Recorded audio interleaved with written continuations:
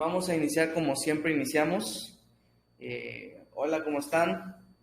Si tú que estás viendo este video, personita, en YouTube, quieres el libro que estamos dejando, el libro que estamos llevando, el libro de Paracletos, pues deja ahí tu comentario y vemos de qué manera te lo podemos hacer llegar.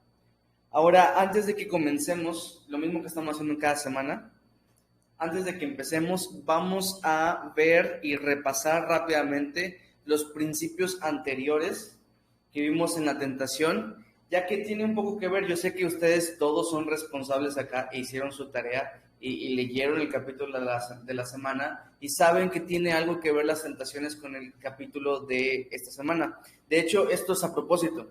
Todos los capítulos fueron puestos a propósito. Yo los ordené para que lleve una secuencia, lleve una coherencia entre uno y otro. Por eso es que estamos repasando forzosamente los principios del capítulo anterior para que nos ayude a entender mejor este capítulo. Ahora, el capítulo 4 sobre la tentación, vimos algunos principios, y este es uno de los capítulos que más principios tuvo, más principios tanto bíblicos como de consejería.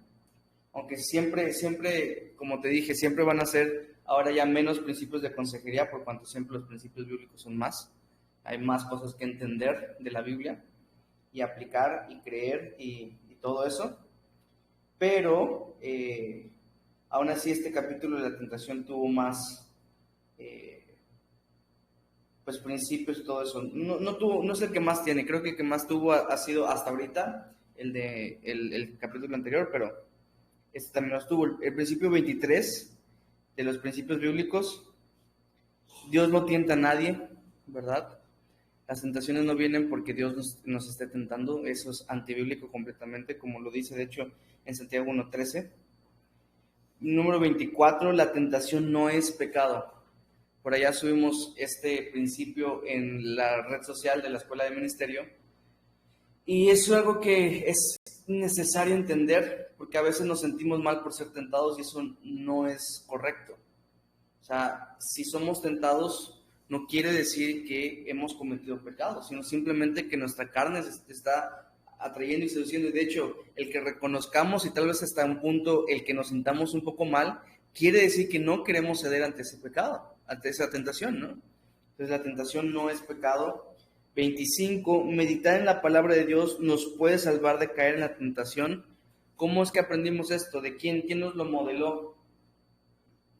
Jesucristo, ¿verdad? En su tentación vimos que Él estuvo meditando. Específicamente, ¿saben dónde estuvo meditando Jesús? En el desierto, sí, pero ¿en qué libro de la Biblia, saben? En Deuteronomio. ¿Quién de ustedes dice, voy a hacer mi devocional, voy a agarrar el libro de Deuteronomio? Jesús sí. Estuvo meditando en Deuteronomio y gracias a eso, los 3 versículos que usó Jesús fueron en Deuteronomio. Quiere decir, o sea, nos da como que una idea de que ahí estuvo meditando. Entonces tenemos que meditar en la palabra de Dios nos puede salvar de caer en tentación. Toda la palabra es viva y eficaz, toda la palabra es útil para diversas cosas. 26. Los enemigos del creyente son el mundo, la carne y el diablo. Amén. Esos son nuestros enemigos. Y saberlos nos va a preparar mejor para poder confrontarlos, enfrentarlos. 27. Mente desocupada es oficina de Satanás. Lema para nosotros. No, nada de ociosidad. Ocupémonos no solamente en, voy a hacer el quehacer, ¿no? Sino ocupémonos en las prácticas espirituales. 28, hay que someter todo pensamiento a la obediencia a Cristo, todo. Esto es un filtro para nuestros pensamientos. Repito, que venga un pensamiento pecaminoso, ¿es pecado? No, esto es lo que estábamos viendo en el principio número 24, la tentación no es pecado. Que nosotros dejemos que ese pensamiento en nuestra mente, ahí es el pecado. De repente vienen pensamientos feos a nuestra mente, pero tenemos la capacidad de someterlos cual policía al delincuente a la obediencia a Cristo. Así tenemos que someter cada pensamiento dañino que venimos. Y una de las frases que más nos gustó es de que hay pensamientos inoportunos que llegan de visita, ¿no? Nuestra labor, ¿cuál es? Correrlos, ¿verdad? Para evitar que hagan su residencia ahí. Como dijo Martín Lutero, no puedo evitar que las aves vuelen sobre mi cabeza, pero puedo evitar que hagan un nido en ella. Buenísimo. 29, establece límites para no caer en la tentación. Y como lo dijimos, ponle límites a tus límites, ¿verdad? O sea, no llegues al límite. ¿Para qué? Ahí es más peligroso. Y el número 30, no resiste la tentación, huye de ella. Huye. Ese es el mandato. Huye de las pasiones juveniles. Ahora vimos 4 principios de consejería que vale la pena recordar, que son el 17, no trates con la tentación como tratarías con el pecado, porque como vimos en el principio bíblico, no es lo mismo. Entonces no podemos tratar con alguien que está siendo tentado de la misma manera que trataríamos con alguien que ha caído en ese pecado. Es diferente. De hecho, debería haber muchísimo más tolerancia ante la persona que está siendo tentada, por cuanto no ha pecado aún. ¿Me entienden? No condenen la tentación de otros, porque con el juicio con el que juzgas, el pecado que juzgas es el pecado que cometes tú también. Y como dijimos, no juzgues la tentación de otros, porque te estarías condenando a ti mismo, porque tú también eres tentado. Ayuda al aconsejado a establecer límites para no caer en su tentación. Si como vimos que hay que poner límites, también ayuda tú a la persona que estás aconsejando a que establezca ciertos límites. Tú le vas a poder ayudar y orientar a decir, ¿sabes qué? Pues evita esto, o haz esto otro, o no hagas esto, para que entonces la persona no caiga en su tentación. El número 20, motiva a llevar prácticas espirituales específicas en su vida. Como dijimos, no solamente le vas a decir congrégate, sino le vas a decir te invito a esta reunión. ¿Ya saben? O sea, algo específico. Y número 20.1, ¿se acuerdan que también vimos una extra? Padre, ¿tú la tienes? Ayuda al aconsejado a encontrar la salida. Si cada tentación tiene salida, porque esa es una promesa que el Señor hizo, ayúdalo a encontrar la salida de su tentación. Y como dijimos, aún tengas que salir corriendo desnudo, pero hay una salida para no caer en tu tentación, para no caer en el pecado. Pero bueno, empezamos con el tema de hoy, que es acerca de las pruebas. Y le he llamado la teología sana, bueno, teología de las pruebas, pero como vimos más adelante, a todo este buen entendimiento, yo personalmente le he llamado la teología sana del sufrimiento, porque atravesamos por diferentes pruebas, ¿verdad?, que nos llevan a esta escuela del sufrimiento, y tenemos que entender la perspectiva bíblica, la perspectiva sana, la sana doctrina sobre las pruebas, y eso es lo que vamos a ver, eso es lo que leíste. Y para mí el reto es no repetirte exactamente las mismas cosas que estás leyendo, porque sería un poco, sí, ya lo leíste, pero para ti también es prestar completa atención a lo que dice el capítulo, porque efectivamente voy a tratar de no repetir las mismas cosas. Y en ese capítulo hay muchas cosas que son muy importantes que estoy tratando de omitir para no caer en la repetición. Entonces te pido especial atención cuando estés leyendo ese capítulo para que tú puedas aprender más. Ese es el caso en la teología. Ahora quiero empezar haciéndote una pregunta. ¿Quién de aquí quiere ser probado? Que levante su mano. Solo Juancho. Los demás, vuelvan a leer la lección porque no la entendieron. Sí, queremos ser No. Tienen que volver a leer la lección porque el punto es el hecho de que alguien diga que no quiere ser probado indica que le hace falta ser probado, de hecho, para que entiendas los beneficios que trae. ¿Ven ustedes errores en mí? O sea, yo tengo errores, la neta, tengo bastantes. Yo suelo ser muy perezoso, procrastino a más no poder. Es mi batalla diaria. Soy muy impaciente, soy muy enojón, soy muy amargado, etcétera, etcétera. Pero todos estos errores quiere decir que todavía me faltan pruebas a mí para poder y yo tener la victoria sobre esos errores y ser quitados esos errores de mi vida. Somos piezas de arte en las manos de nuestro Señor. Eso es lo que dice Efesios 2:10, ¿se acuerdan? Porque somos hechura suya, creados en Cristo Jesús para las buenas obras, las cuales Dios preparó de antemano, para que anduviésemos en ella. Pero esa palabra hechura suya habla de hecho de una obra de arte en las manos del Señor. Habla de un trabajo manual en las manos del Señor. Y la palabra en griego es más hermosa todavía porque la palabra es poema, de donde viene la palabra poema. O sea, somos un poema en las manos de Dios, somos una pieza de arte en las manos del Señor. Todo lo que a nosotros nos estorba, ¿se acuerdan de ese ejemplo de la escultura? No creo que estaba en el capítulo, pero ustedes lo saben. Somos una escultura en la mano del Señor y esas cosas que estorban a la pieza de arte, ese es mi pecado, mis errores, las cosas que yo tengo que cambiar. Y los cincelazos que experimentamos, los cincelazos para perfeccionar la obra de arte, pues son las pruebas. Y a través de las pruebas entonces que son quitados esos pecados, esos errores de nuestra vida, por lo tanto necesitamos las pruebas. Hasta que no se mira a Cristo en mí, dejaré de ser probado. Por eso es que las pruebas terminan cuando estemos con Cristo.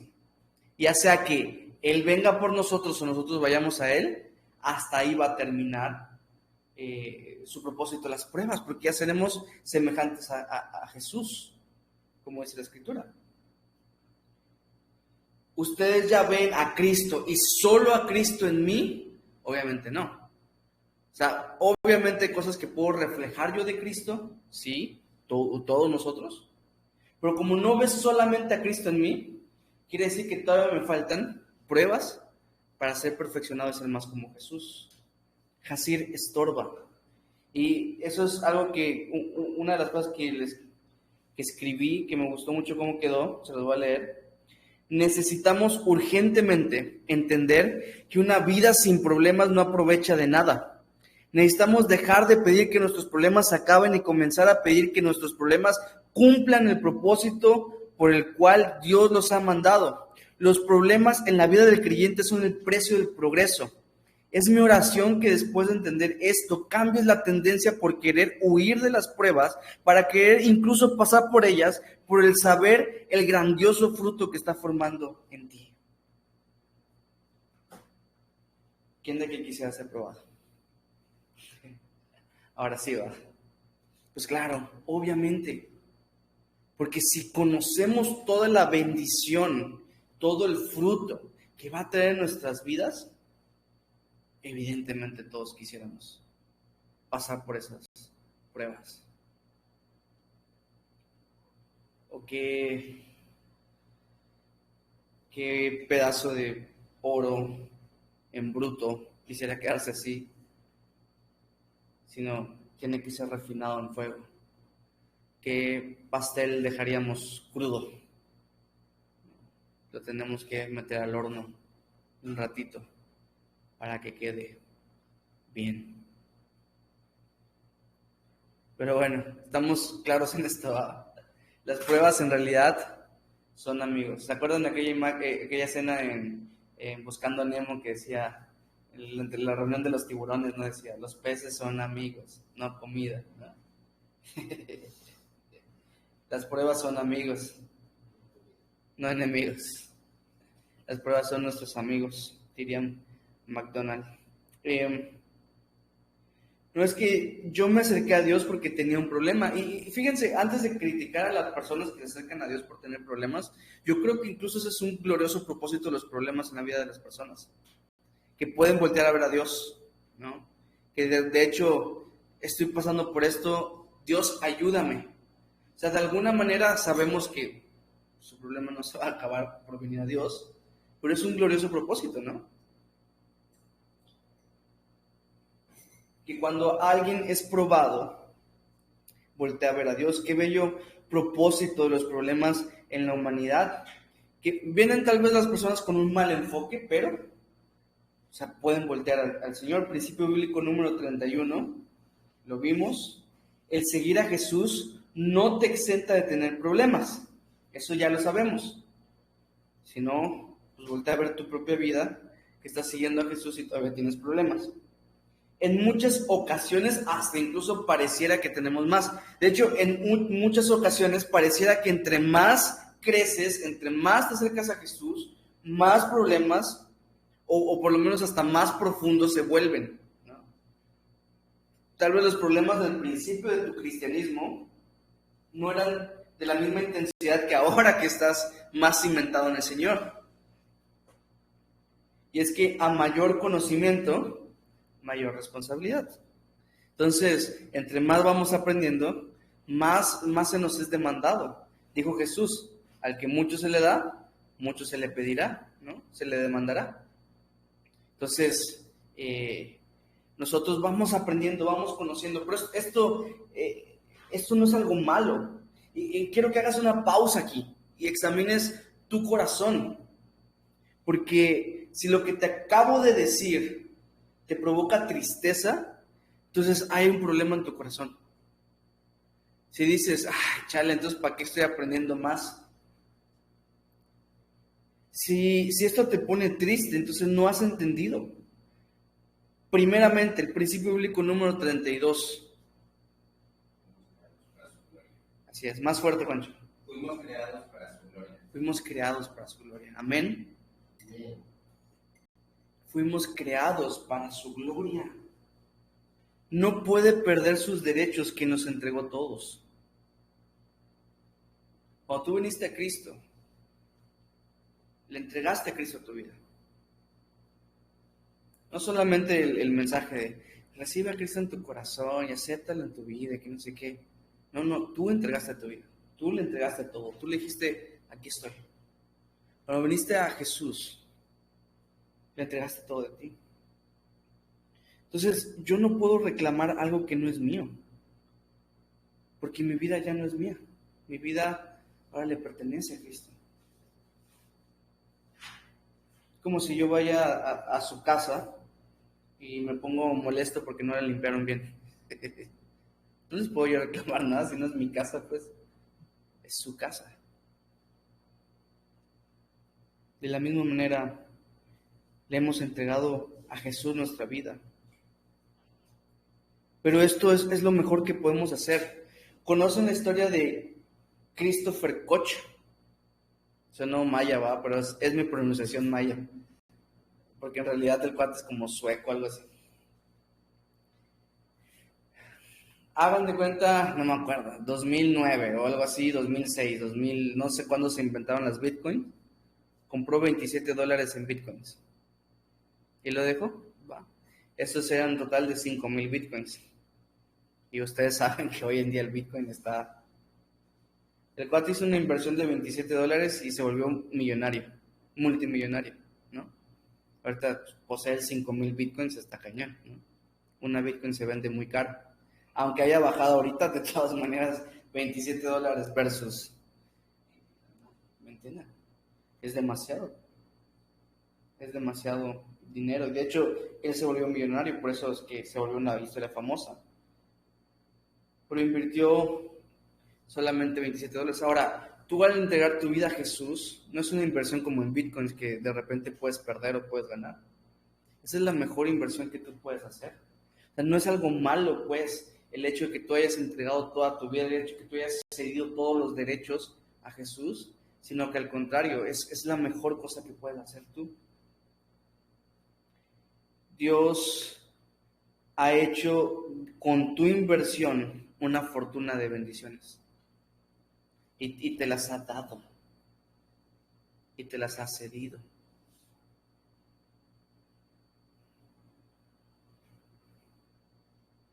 Quisiera recordarte una de las frases que más me impactaron desde el momento que la leí y por eso la incluí en el libro, que es esta frase de Jerry Bridges, que dice: Dios nunca procura su gloria a expensas del bien de su pueblo, ni tampoco procura nuestro bien a expensas de su gloria. Él ha diseñado su propósito eterno, de modo que su gloria y nuestro bien estén inseparablemente unidos. ¡Wow! O sea, todo gira para la gloria de Dios. Todas las cosas, ateos siendo blasfemias en contra del Señor, comunidad LGBT, QV y todo eso, todo gira y todo va a servir para darle la gloria a Dios. Aquellos que rehúsan creer, yo sé que un día le van a dar la gloria a Dios, porque dice la Escritura que todo ojo le verá y toda rodilla se doblará. La rodilla que no se quiera doblar será quebrada, pero se va a doblar aquel día. Todo está diseñado de una manera que le va a dar o le da la gloria a Dios. Y al mismo tiempo todo está diseñado para nuestro bien. No para el bien de la humanidad, para nuestro bien, el bien del pueblo de Dios.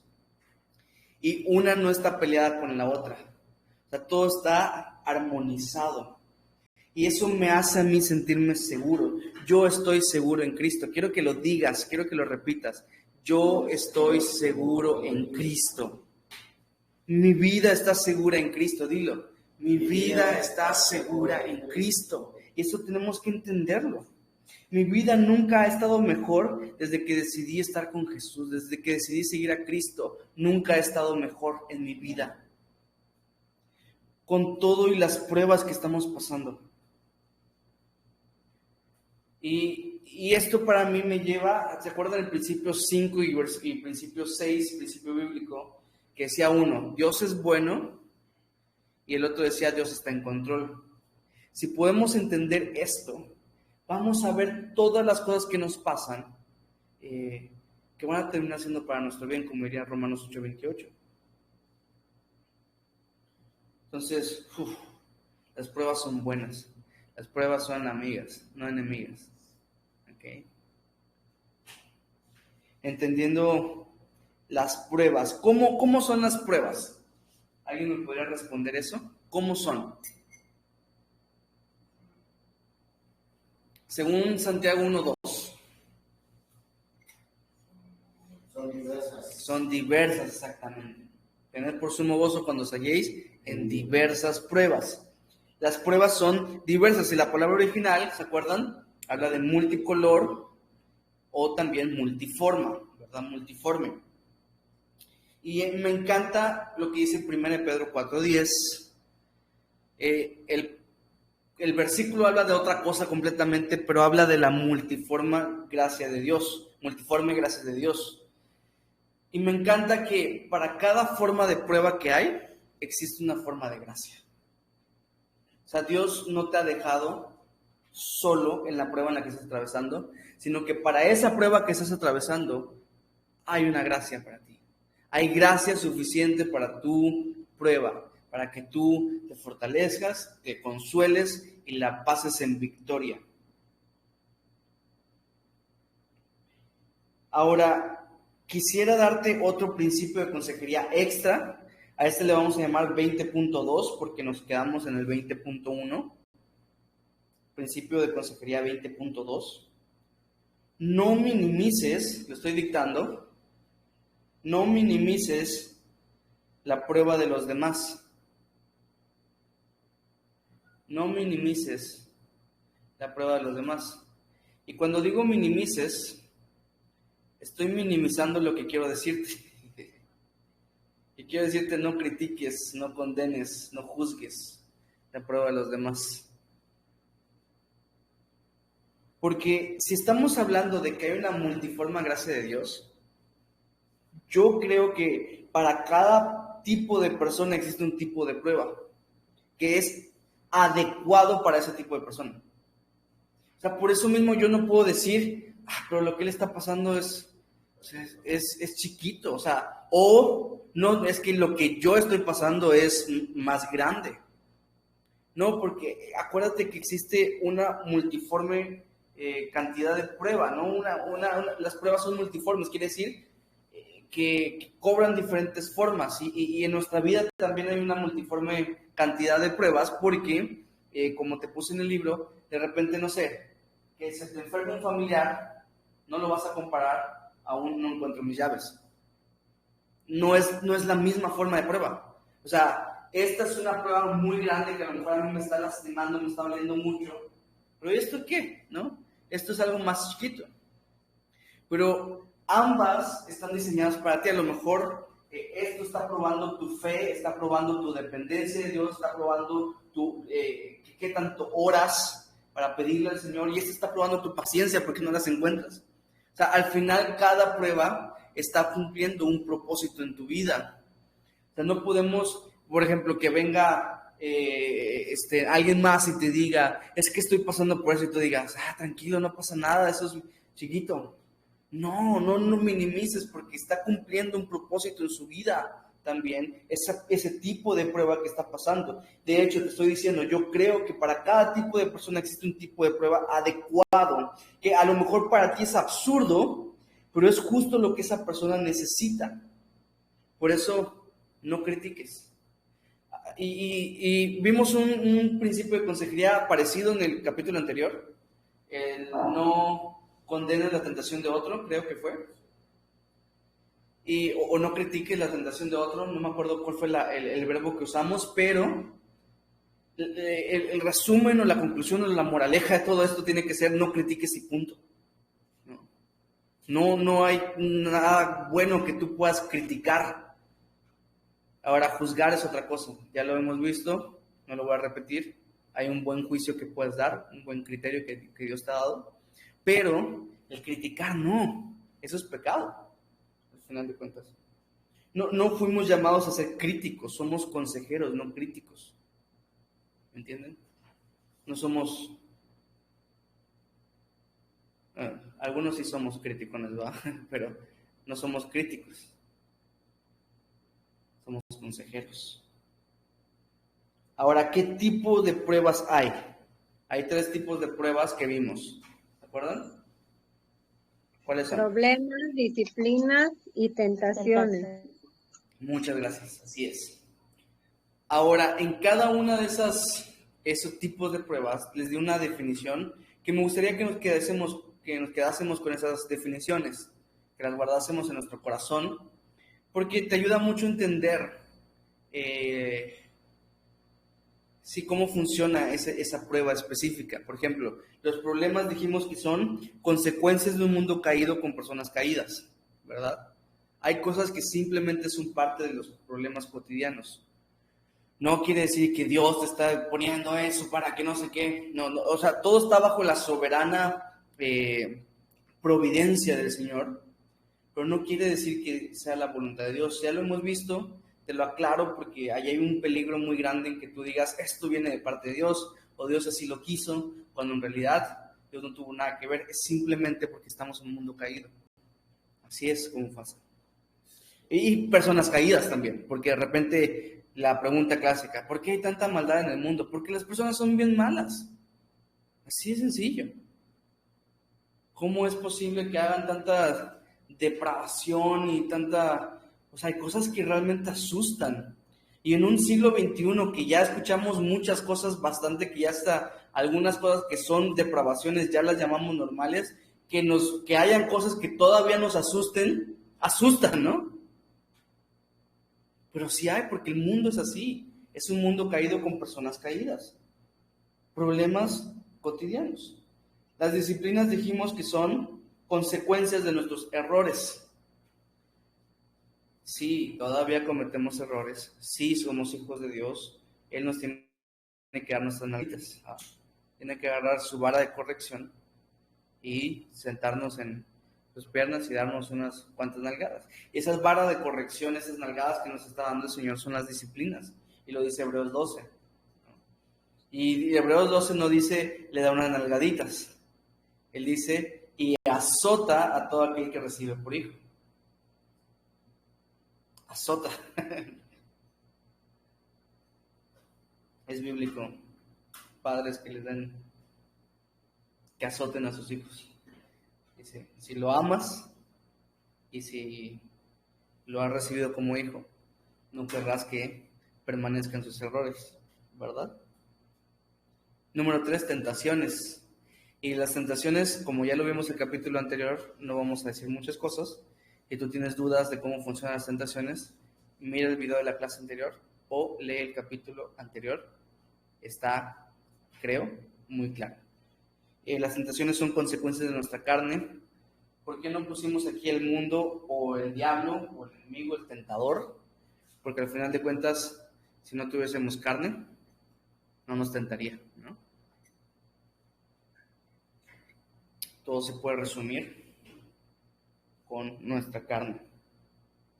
Acuérdense que no importa el tipo de prueba que estemos pasando. Una de las frases que me quedé de la clase anterior es que una misma situación puede usarse para la gloria de Dios o para la burla de Satanás.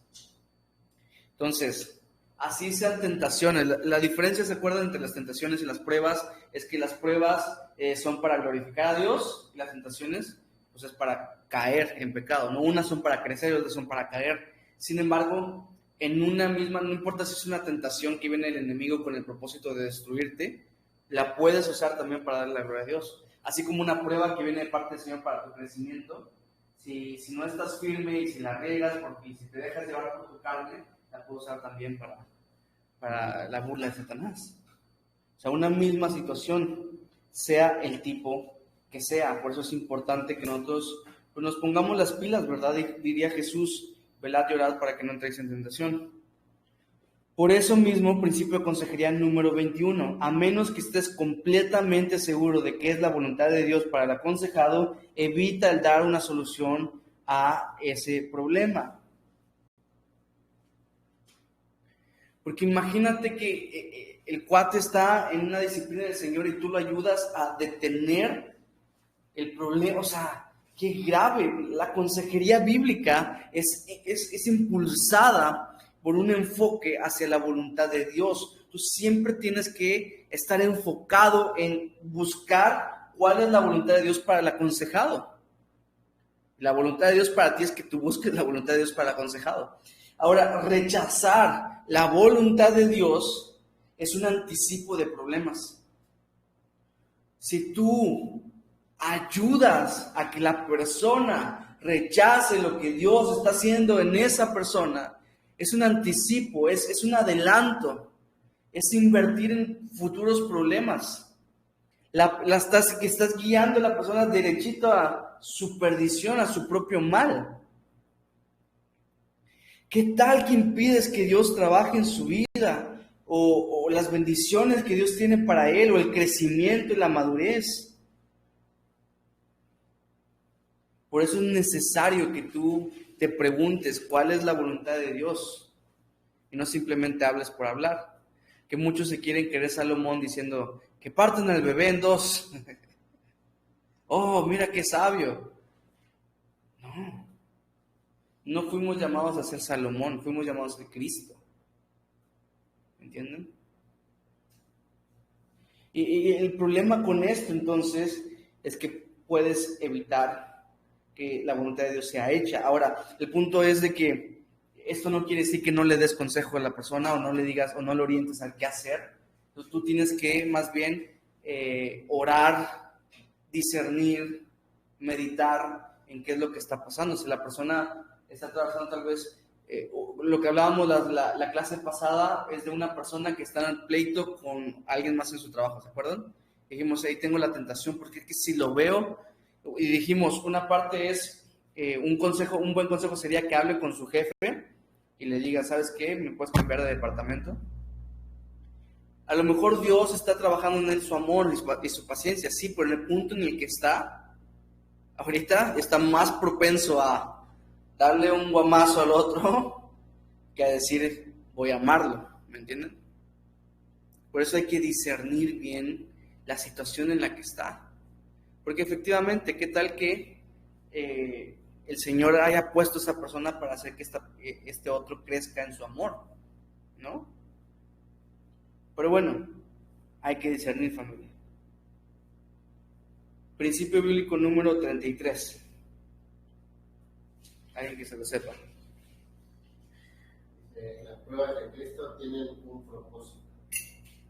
Tienen un propósito. Tienen un propósito. Todas las pruebas. ¿Alguien puede leer Job 23:10? Job 23:10. Para que nos salgamos de los clásicos versículos domingueros. Pero miren cómo dice Job 23:10. Yo. ¿Dilo? Dice así: mas él conoce mi camino, me probará y saldré como oro. Otra vez, pero más fuerte. Mas él conoce mi camino, me probará y saldré como oro. Me probará y saldré como oro. Wow. Y si alguien sabía de pruebas, definitivamente era Job. Y Job es el que dijo esto. Toda prueba que estás atravesando tiene un propósito benéfico en tu vida. Siempre y cuando busques hacer la voluntad de Dios. Y aún va a obrar para bien, ¿no? Todo obra para bien. Pero ¿quieres el mayor beneficio? ¿Quieres la mayor bendición? Busca hacer la voluntad de Dios. Las pruebas no son enemigos que han venido a destruirnos, sino amigos que han venido a desarrollar el carácter de Cristo. Esto lo dijo William MacDonald. Paréntesis, por eso cuida tus amistades también. Te conviene tener mejor amistades que te impulsen a glorificar a Dios, que amistades que te impulsen a pues no obedecerle, que eso a la larga te va a perjudicar más. Pero bueno, entre esas buenas amistades que tenemos los creyentes están las pruebas. Por eso, las pruebas son amigos, no enemigos. Pero sí, pero es la realidad. Vienen como amigos a ayudarnos a crecer en Cristo, nos dan madurez. Es que ¿cómo puedo evitar la prueba? ¿Alguien me puede decir cómo se pueden evitar las pruebas? No, ni así. Si tú estás en búsqueda de cómo puedes evitar las pruebas, te voy a repetir esto. Y de una manera amable y amorosa. Vuelvo a leer el capítulo. De verdad. No has entendido. ¿Para qué quieres evitarle? No lo has entendido. Mira el principio bíblico número 34. Y para aquellos que sí respondieron cómo evitar las pruebas, les conviene memorizar el principio bíblico número 34. ¿Qué dice? La fe siempre es probada. Es que me voy a alejar del Señor para no tener problemas. Adelante, vas a tener más y peores. Porque la fe siempre va a ser probada. No hay manera de evitarlo.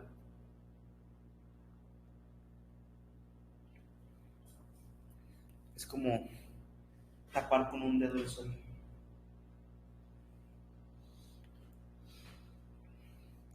Como querer guardar el mar con un vaso.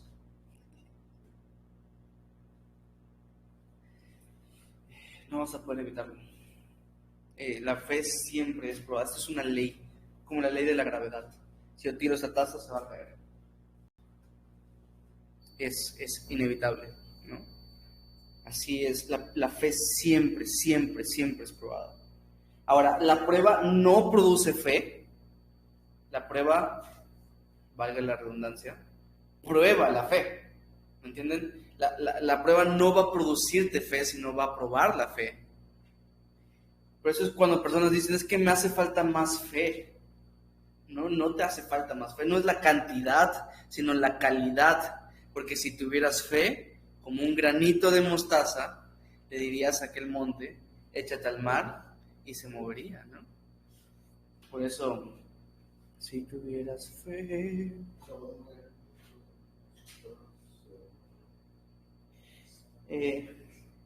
por ello es necesario refinarla, aunque sea pequeña, aunque tu fe sea tan pequeña como un granito de mostaza, es necesario refinarla para que sea el granito de mostaza más refinado del mundo. Ahí es donde está el verdadero valor de la fe. Eso es lo que hace nuestra fe más valiosa. Por eso el principio bíblico número 35. La prueba es necesaria y benéfica. Deja de odiar las pruebas en tu vida. Deja de rehuir de las pruebas. Deja de tratar de evitarlas. Deja de criticarlas. Deja de desesperarte por esas pruebas, porque son en realidad necesarias para nosotros y son también benéficas para nosotros. Y eso es lo que nos va a hacer crecer más que cualquier otra cosa. ¿Cuáles son sus beneficios que vimos? Dijimos que es para conocer más profundamente a Dios, como lo dijo Job al final de su libro, en Job 42:5. De oídas te había oído, mas ahora mis ojos te ven. Es para conocerlo más profundamente. Es para enseñarnos más profundamente como nuestro Señor padeció. Dice que por lo que padeció, aprendió obediencia. Entonces, hay una lección a aprender en cada una de las pruebas. Es para ser bendecidos. Y yo agregaría más profundamente también, porque es una bendición diferente, es una bendición especial. Santiago 1:12 dice, bienaventurado el varón que soporta, y dice ahí la tentación, pero sabemos que la tentación no va en ese versículo, que soporta las pruebas, porque cuando haya resistido la prueba, recibirá la corona de vida que le ha prometido a los que le aman. Hay una bendición especial a aquellos que soportan las pruebas. Cuarto beneficio que pusimos en el libro para aprobarnos, como dice 2 Timoteo 2:15, procura con diligencia presentarte a Dios aprobado, como obrero que no tiene que avergonzarse y que usa bien la palabra de verdad. Y la última, para ser más como Cristo, como dice Santiago 1:3 y 4. Y yo creo que aquí en este último beneficio que vimos, vale la pena prestar especial atención, porque es el beneficio más glorioso que podemos tener en toda nuestra vida. Ser más como nuestro Señor. Dice, sabiendo que la prueba de vuestra fe produce paciencia, mas tenga la paciencia su obra completa para que seáis perfectos y cabales sin que os falte cosa alguna. Y el único perfecto, por definición, es Cristo. Pero entonces, la paciencia que produce la prueba nos va a ayudar a ser más como Cristo, nos va a ayudar a ser más perfectos.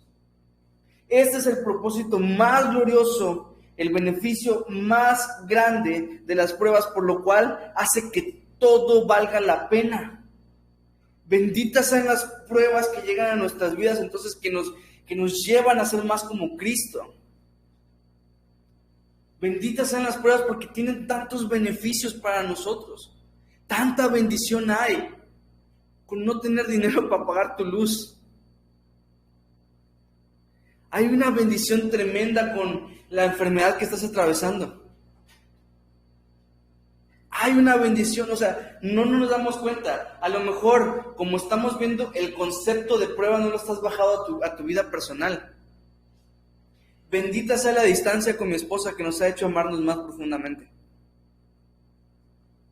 De verdad. Obviamente no quiero tener la distancia con mi esposa, pero reconozco que ha sido muy beneficiosa para nuestra relación. Hermano, hermana, la prueba es una bendición en tu vida. Somos como ese árbol en el desierto, los árboles en los desiertos, para poder sobrevivir a las tormentas de arena y al desierto, la sequía del desierto. Tienen que profundizar sus raíces hasta encontrar agua. Y como es un desierto, tienen que profundizar demasiado, por eso les ayuda a que cuando vengan las tormentas de arena, los fuertes vientos, permanezca el árbol de pie. A veces estamos tú y yo en desiertos en nuestra vida, pero si estás atravesando un desierto ahorita mismo, una sequía, un problema muy fuerte, en el cual no puedes, Dios te está ayudando en ese proceso para que tú eches raíces más profundas en Cristo, para que tú profundices más en la oración, para que tú profundices más en la palabra. No te prometo que tus pruebas se van a acabar, pero te prometo que vas a ser más fortalecido para que la siguiente prueba sea más fácil.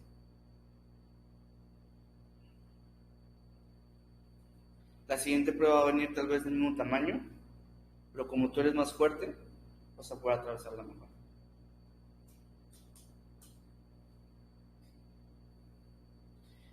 ¿Recuerdan el principio bíblico número 8? ¿Cuál es nuestra meta como creyentes? Nuestra meta es ser más como Cristo. Por ello, el principio bíblico número 36 dice que el corazón del problema es el problema del corazón.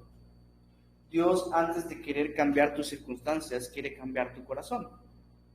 Ante el corazón correcto, cualquier circunstancia va a ser buena. Imagínate que tienes ahí a una persona en necesidad,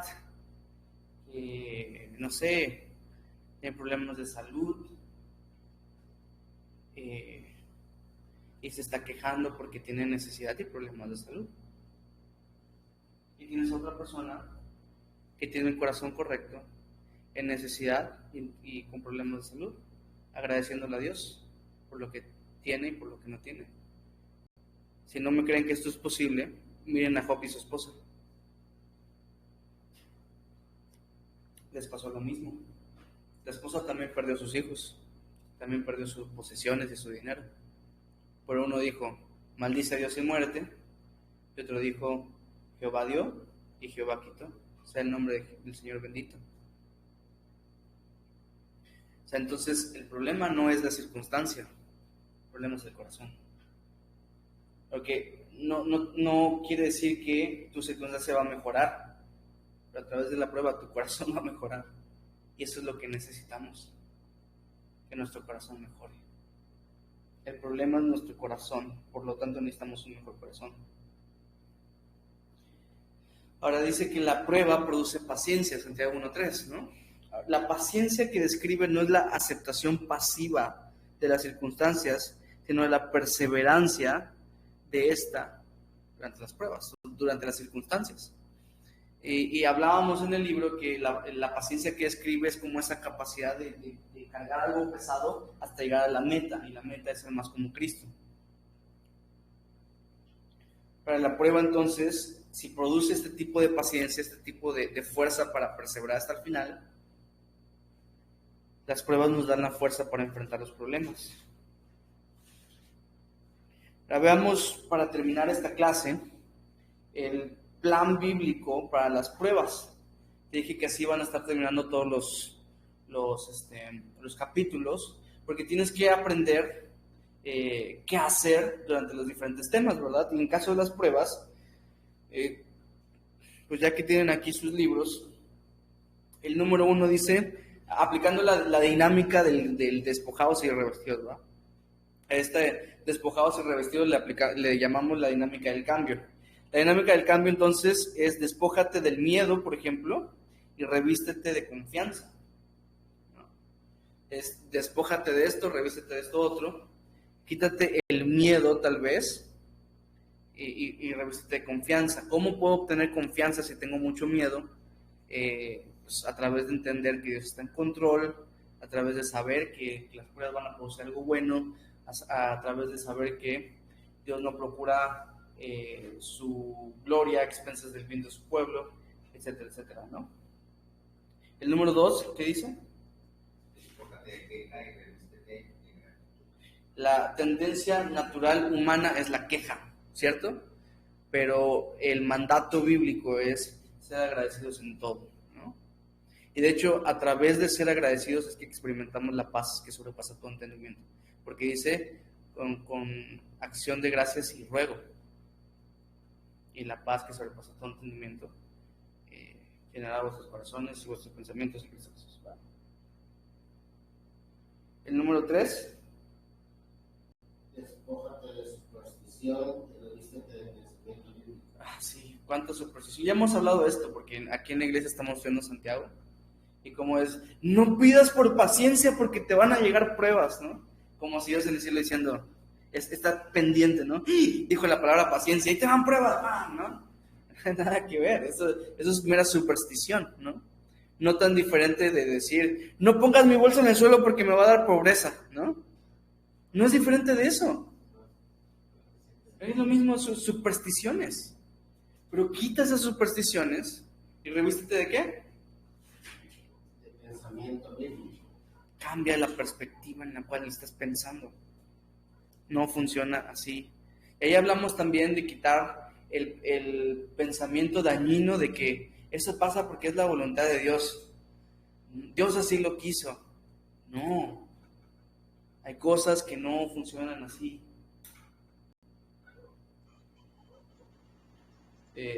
Algunas cosas pasan porque tú cometiste un error y de repente dicen, no, Dios así lo quiso. Claro que no. ¿Me entienden? Pero bueno, número 4. Sí va el 4, ¿va? ¿El número 4 cuál es? Despójate de... mirar a tu alrededor y revístete de mirar a la mesa. ¿Quién es el que miró a su alrededor y se hundió? Pedro. Pedrito, ¿va?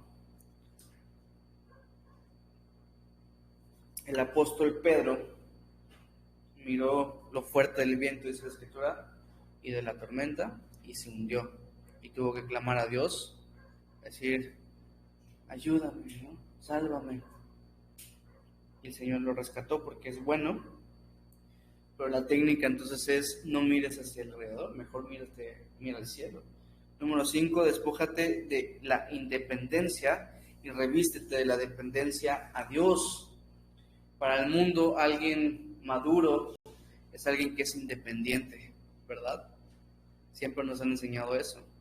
Pero para el cristiano, alguien maduro es alguien que es no solo muy dependiente de Dios, sino completamente dependiente de Dios. Que dependamos de Dios para todo.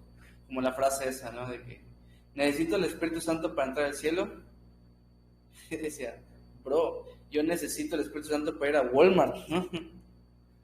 Que te vuelvas súper dependiente. Diría Moisés, si tu presencia no debe conmigo, no nos saques de aquí. Así de dependientes. Quisiera hablarte de 4 consejos para tus consejos. Estamos hablando del plan bíblico de las pruebas. Entonces, vamos a hablar, y con esto vamos a finalizar, de 4 consejos para tus consejos de este tema, ¿verdad? El primero es el principio de consejería número 22, que dice, cuida tus palabras ante alguna tragedia. El ejemplo que te puse en el libro fue de alguien diciendo, no, todo obra para bien, ¿no? O sea, sí, todo obra para bien, pero cuida tus palabras, ¿no? Es una persona que está sufriendo la muerte de su hija y está diciendo, esto va a obrar para bien. Acabo de perder a mi hija, o sea, ¿qué onda, no?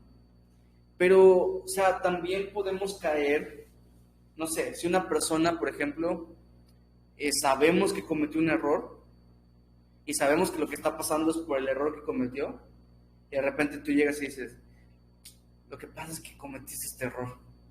Hombre, o sea, cuida tus palabras ante alguna tragedia. O sea, va a haber un tiempo a lo mejor en el cual puedas hablar las cosas, puedas exhortar. Va a haber un tiempo en el cual le puedas decir a la persona que acaba de perder a su hijo, todo obra para bien. Pero no en ese momento, ¿sabes? No vas a venir con el hermano que acaba de hacer algo malo y le vas a dar un zape. Porque ese es el punto con ser paramédicos, ser policías, ¿sabes? El policía es el que viene a condenar, es el que viene a juzgar, es el que viene a decir qué ley se fue quebrantada. Pero el paramédico no le interesa eso, viene a restaurar y viene a sanar. Entonces cuida tus palabras. El segundo consejo que voy a darte es el principio de consejería número 23, que dice, busca si hay algún mandato desobedecido a restaurar, porque recuérdate que algunas pruebas son producto de errores humanos, ¿verdad? De errores nuestros. Entonces, algunas pruebas se le llama disciplinas porque es Dios corrigiendo. Entonces, si tú ayudas a la persona, que tú miras, estás escuchando a la persona y de repente escuchas que hay algo que se rompió, algo que hizo mal, algo que en lo que pecó, entonces a lo mejor puedes de esa manera tú orientarte a decir, bueno, esta es la voluntad de Dios, y le dices a la persona, esto es lo que tienes que hacer, esto es lo que pasó, esto es lo que hiciste mal, y así puedas darle un buen consejo en la prueba que está atravesando. ¿Vamos bien? Tercer consejo que te estoy dando le vamos a llamar principio de consejería número 23.1, también es extra. No cuentes lo que te cuenten. Y esto lo hablamos la clase pasada y ahorita ya lo estamos oficializando como un principio de consejería. Sobre pues, la confidencialidad que debe tener el consejero bíblico.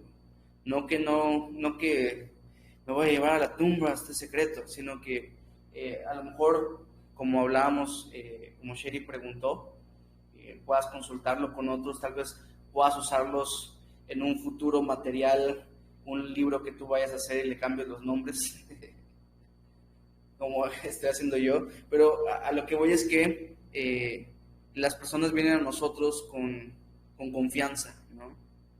Y tú no lo vas a usar como un nuevo chisme de la iglesia, ¿sabes?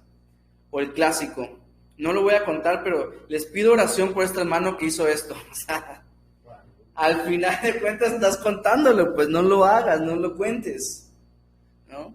Si vas a orar, ora tú. Y si vas a pedir, no des detalles, como hablábamos este domingo. Pero bueno, el punto es que no cuentes lo que te cuenten, ¿ok? Y el cuarto consejo para tu consejería lo vamos a ver en estas 5 cosas que vimos después en el libro. Y vamos a empezar con la pregunta, pues entonces, ¿cuál es mi chamba? O sea, yo no le puedo ayudar a dar solución a sus problemas. Ya establecimos eso. Entonces, ¿qué sí puedo hacer? Pues número 1, ayudarles a comprender una perspectiva bíblica de los problemas. O sea, la cosa es que muchos, así como tú piensas o pensabas, espero que pensabas, porque esta clase y esta lección te ayudaron a cambiar tu perspectiva de las pruebas, así también las personas. De hecho, como te dije desde el principio del material, esto es un tema que ha sido el más común para mí. O sea, por eso está agregado en este libro, porque es el más común. Todo el mundo tiene problemas, todo el mundo estamos atravesando diferentes cosas. Entonces, ayudarle a la persona a tener una perspectiva bíblica, comprender cómo funcionan las pruebas, le va a ayudar, le va a ser de mucho beneficio. También ayudarles a aceptar el plan de nuestro divino escultor, porque Dios tiene un plan para nuestras vidas. Y como decía Jerry Bridges, ¿no? O sea, todo funciona, todo está orquestado de una manera que su gloria y nuestro bien van a ser procurados en toda situación. Él es este divino escultor que nos está esculpiendo a nosotros, valga la redundancia, para parecernos más a Cristo. Ayudarles a aplicar el mandamiento de la Biblia, ¿verdad? Los mandamientos de la Biblia les va a ser de beneficio precisamente por aquello de la disciplina del Señor. Ayudarles a andar en las prácticas espirituales. No solamente es hablar de la prueba y todo eso, sino llevarlos ¿se acuerdan? Todo consejo tiene que ser práctico y tienes que llevarlos a aplicar prácticas específicas espirituales. O sea, ¿sabes qué? Estás atravesando por eso, estás muy alterado, estás muy ansioso, ora, ¿no? ¿Sabes qué? Estás atravesando esto lee la Biblia, memorízala, hagamos un plan. Te voy a estar llamando, vamos a juntarnos para orar, ven a esta reunión, llévalo a prácticas espirituales y específicas también. Y número 5, ayudarles a encontrar la paz que sobrepasa todo entendimiento. Todos los que estamos atravesando por pruebas necesitamos esta paz que sobrepasa todo entendimiento. No hay excepciones, no hay una persona que no la necesite, todos la necesitamos. Entonces ayúdales. ¿Y cuál es la fórmula para que tú puedas obtener esta paz que sobrepasa todo entendimiento?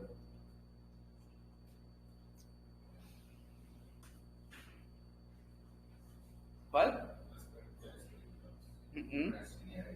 Oración y agradecimiento, como en Filipenses 4, 6 y 7 dicen. Por nada estéis afanosos, sino sean conocidas vuestras peticiones delante de Dios, con acción de gracias y ruego, y la paz que sobrepasa todo entendimiento, ¿cuál es el verbo que usa ya? Llenará vuestros corazones y vuestros pensamientos en Cristo Jesús, o algo así, ¿no? Parafraseado. Entonces, como todos necesitamos esta paz, ayúdale a la persona a obtener esta paz.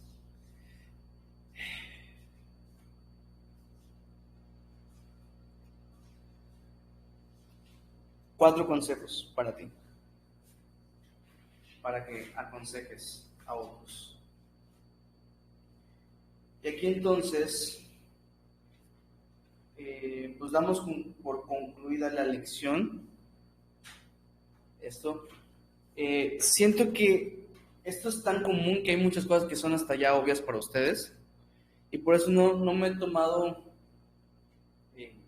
la profundidad, pues o sea, no he querido profundizar tanto porque sé que ya hay cosas que ya saben, pero siempre es bueno una buena guía para ustedes para saber qué aconsejar.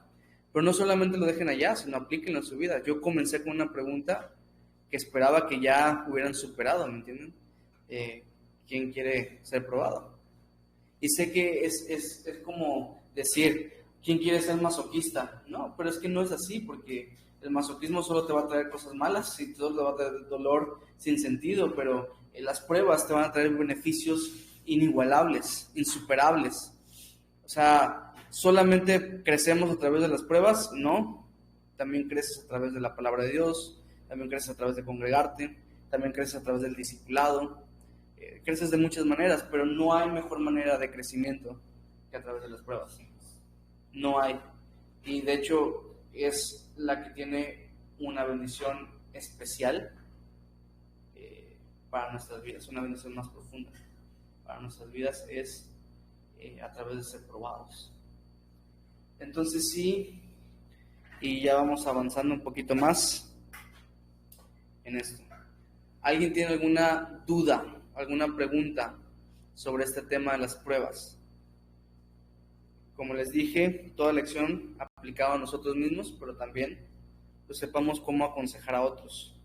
¿Alguien tiene alguna pregunta? Si no me la sé, la consultas a Dios. No, pero la investigamos. ¿Alguien tiene alguna pregunta? Ahorita dan tus comentarios, solo preguntas.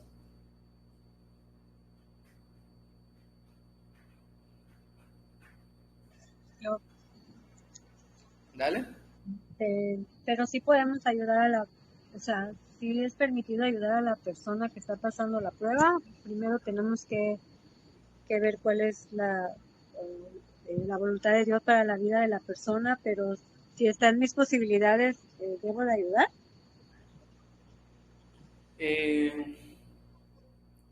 Sí, lo que tú no puedes hacer es evitar el problema, ¿sabes? O sea, por ejemplo, yo creo que por allá va tu pregunta, que si la persona está pasando un problema económico y yo tengo las posibilidades económicas para ayudar a la persona, ¿le puedo ayudar sí o no? La cosa no es si le puedo ayudar o no, ahí te va la situación.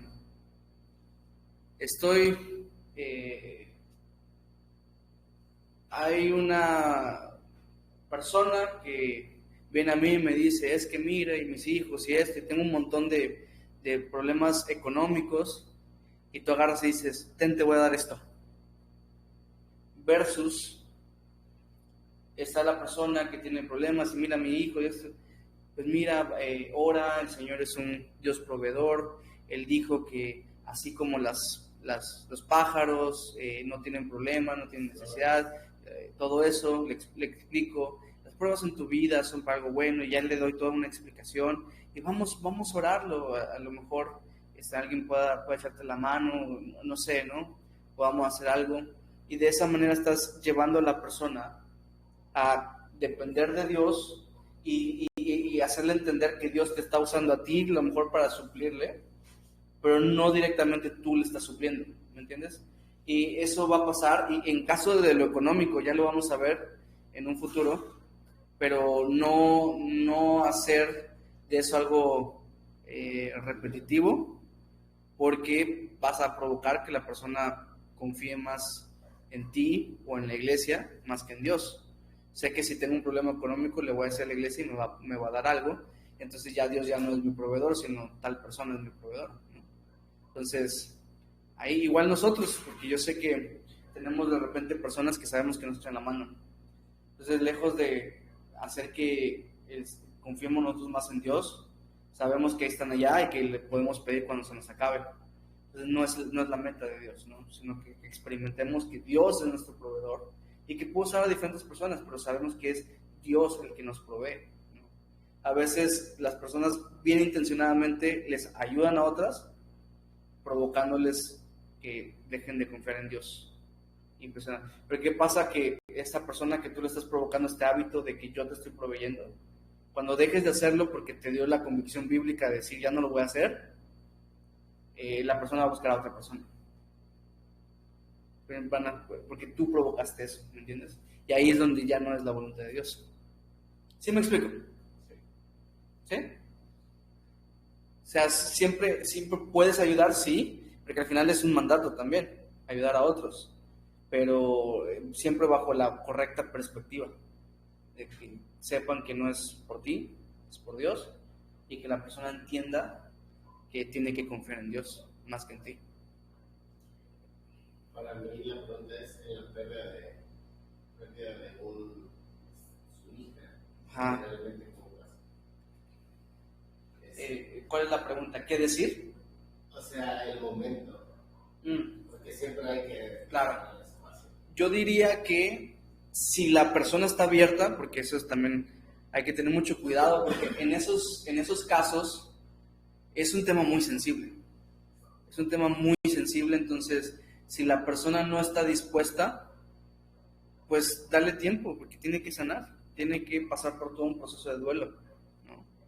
Pero si la persona está dispuesta, que a veces es el caso, que las personas están abiertas a dialogar, a ser visitados, a todo eso, pues vas a irlo, ¿cómo se dice? Quiero decir tanteando, pero no sé cuál es la palabra más culta para decir eso, pero que tú tienes que ir viendo, ¿no? Sondeando, gracias Pa, para que tú vayas viendo cómo está el corazón de las personas, porque si están en este punto muy duro, y no digo duro de dureza de corazón, sino que de dolor, exactamente, pues sí, del duelo que están atravesando, pues a lo mejor es más sabio el dar tiempo, ¿no? Y tal vez el leer los pasajes que, no sé, Juan 11 es muy famoso porque dice, en el que cree en mí, aunque esté muerto, vivirá. No sé, diferentes pasajes que hablan del amor de Dios, del futuro, ¿sabes qué? Cree en el Señor. Ahora sí que si tú pones tu confianza en el Señor, sabemos que ahí van a estar. O sea, todas esas cosas que puedan traer consuelo. Yo diría que es eso, ¿no? Que primero, consuelo. Y cuando ya veas que las personas están listas para hablar de ello, entonces ya traigas esto. Porque, por ejemplo, el Romanos 8:28 también trae consuelo. O sea, también es un pasaje de consuelo. O sea, todo obra para nuestro bien. El problema es sí, que al momento, pues, no sabes qué, no, y lo peor, Dios así lo quiso, no, hombre, ¿cómo crees? O sea, no, sí, Dios quiso que te quedes sin hija, nada que ver, ¿no? No, no es el punto, pero sí, siempre trayendo consuelo en eso, y ya puedas tú en un futuro, conforme vayas sondeando, pues traer enseñanza. Pero primero, pues traer consuelo. Y lo importante tal vez, más que tus palabras en esos momentos, es la compañía, es el estar.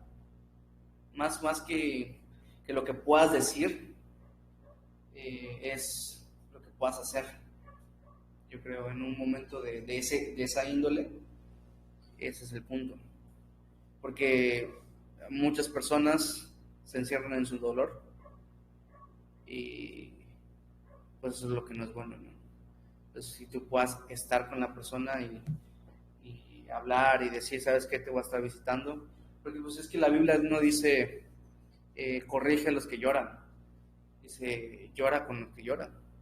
Y dice, consuela también a los que lloran.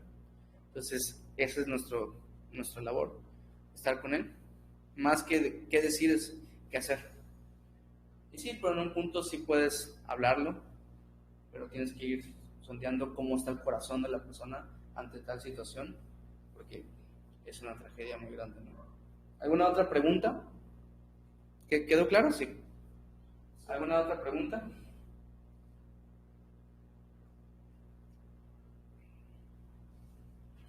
Allá. ¿No? ¿Los que están conectados? Bueno, entonces vamos a detener hasta aquí la grabación y ahorita pueden dar sus comentarios si quieren dar algún comentario. Nos vemos, personas de YouTube. Muchas gracias por conectarse y hasta la próxima.